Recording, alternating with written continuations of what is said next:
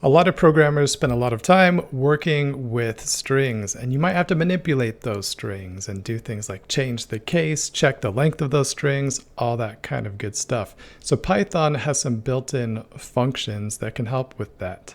So we'll explore those right here. So I'm going to launch PowerShell,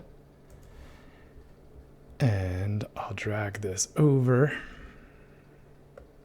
I should change this default. Am I going to do that? Maybe. Change that default size.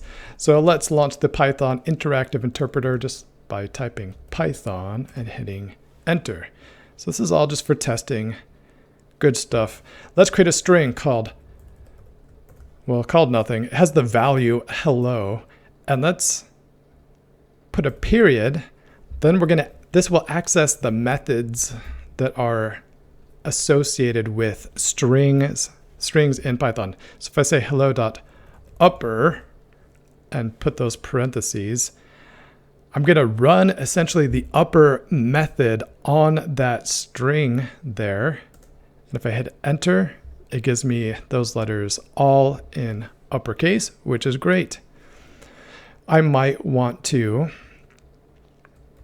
say hi, T-H-E-R-E quote, and make that all lowercase. I can do that by typing out that string with those quotation marks and then using dot lower. So upper and lower. So a quick and dirty way to compare two things to see if they're the same is to make them both lowercase and then check if the characters match, do a comparison there. There's some more sophisticated ways to do it, but it's somewhat common. We might want to see how long a string is. So if I say len parentheses quote Jackson, it'll tell me the answer is 7. So it gives me an integer there. It says it's 7 characters long. So just be aware that to make something uppercase, we had to get our string and say dot upper. So the dot upper method is actually kind of built into that string data type. Same thing with dot lower. That's built into the string. Here, when we check the length, we didn't do, quote Jackson dot len. The length function in Python can apply to a lot of different data types, strings being one of many of those data types. So it's just important to know which are functions that we call and we pass an argument into that function versus which of the actions do we want that are methods attached to an object. We would access those with a period. How do you know one or the other? Well, just experience. It just takes time learning Python, learning the syntax, discovering more about these different data types and objects that we're working with. If we take the word apple, A-P-P-L-E, nice and simple. If I want to access that code again here, if I just hit the up arrow key, it'll give me that last line of code that I ran. So that's nice. And you can keep going up and down, use the arrow keys up and down if you want to rerun code, fix a typo, do any of that. So how many characters do I have here? I've got 1, 2, 3, 4, 5 characters. Now, most programming languages in the world start counting at 0. You don't start counting at 1. So 0 is the first place. 1 is the second place.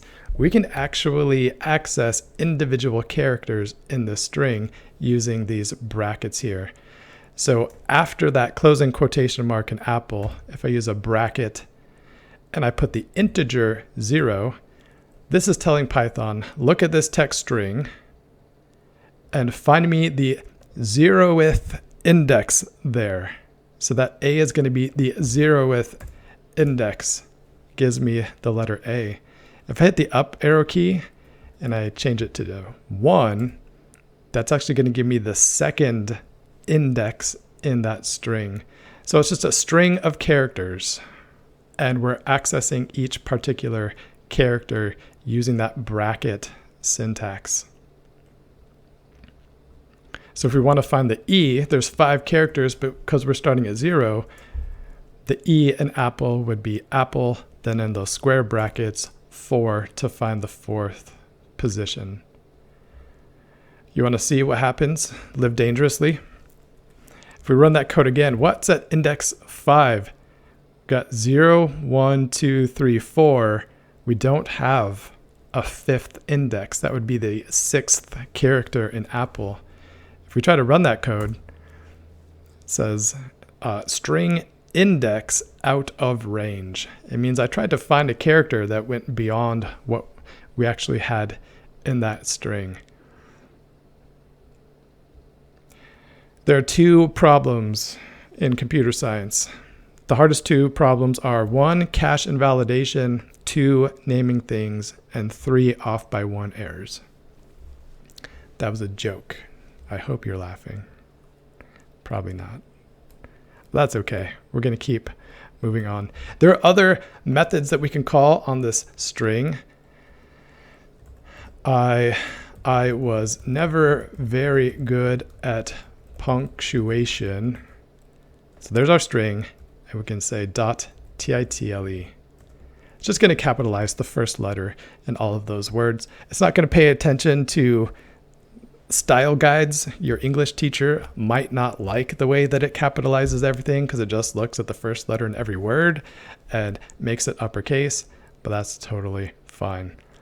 One thing that I have to do frequently, if you're working with data, you might have to clean up that data. So you might be using upper and lower, all of that good stuff, or you might need to replace something.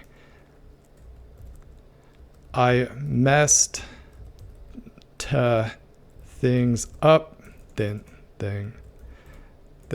up there. Got to type that correctly. Got to type my typo correctly. And then there's a function that we can call this replace.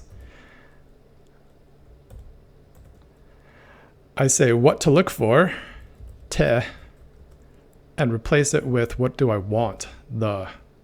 This is similar to functions you might use in Excel. Fix my typo. I messed things up. So technically, methods are attached to objects. So this is the replace method. I might call it a function, just throwing it out there. I'll use them somewhat interchangeably, although technically there are small differences. Other stuff that we can do with strings very frequently, we want to combine strings. So 1 plus, notice I'm putting a space here before and after the word plus. Why am I doing that? Because Python will not space these out manually for us when we're just using this plus character. So this isn't doing math here. It's just combining that text together into one big string. So you might do this if you're writing code and you've got an email template or something that you're sending out. You might combine the first name and last name of the person, like Dear Mrs. So-and-so. So your email template might say Dear plus and then a name to combine strings together. I would say it's fairly intuitive what that plus does here when we're working with strings. Just mashes all the text together, and the plus character will do that for us right now. So these are some of the most useful string functions I work with quite a bit, especially checking the length of a string and accessing individual characters or items in a string can be useful. Like if you want to see, does something start with a 1 or does something start with the letter Z? It can be useful to use those brackets to access elements, specific characters inside that string. So these are useful building blocks that will help us write more complicated programs later. And we're good there.